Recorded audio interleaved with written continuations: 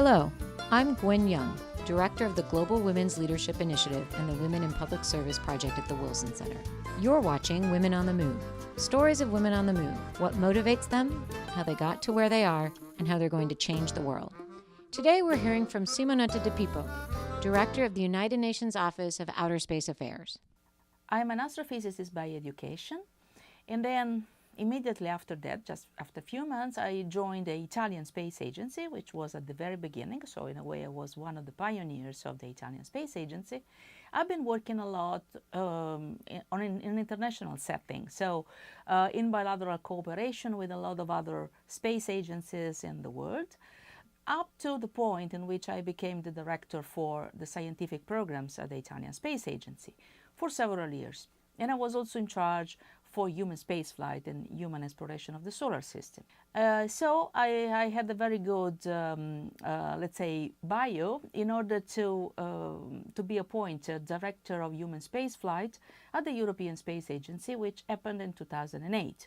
And in March 2014, I was appointed director of the Office for Outer Space Affairs at the United Nations.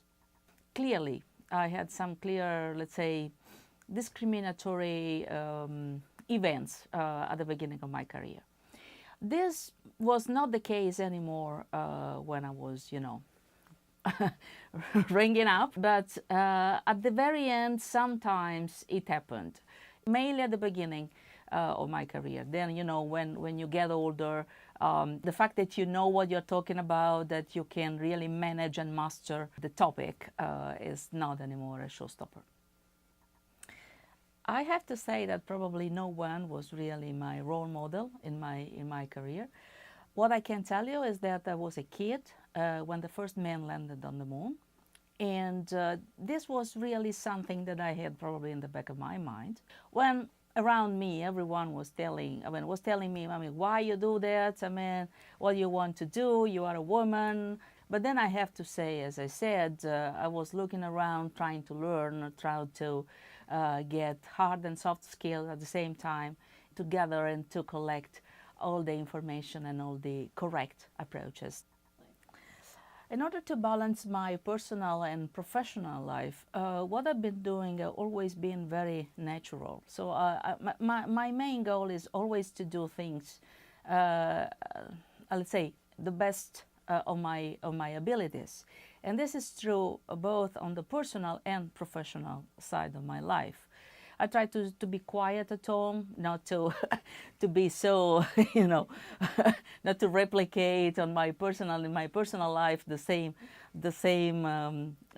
rushy approach that I have when I'm dealing with professional activities, because you have to do things well done and get things well done and quickly. I very often see that young women are requested now to always think about the balance between their personal and professional life, and they get stuck because they don't know what to do. I do believe that each of us, we have our own balance. And then last but not least, you need to be very well organized. I believe that you need to be a natural leader in a way, in order to be able to cope with a certain number of difficult situations in your life.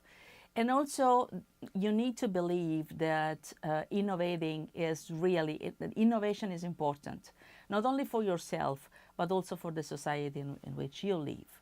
So it's not only a question of getting something accomplished because of your own career or your own position, but it's important to do something which is useful for the collective, the collectivity in a way, the community.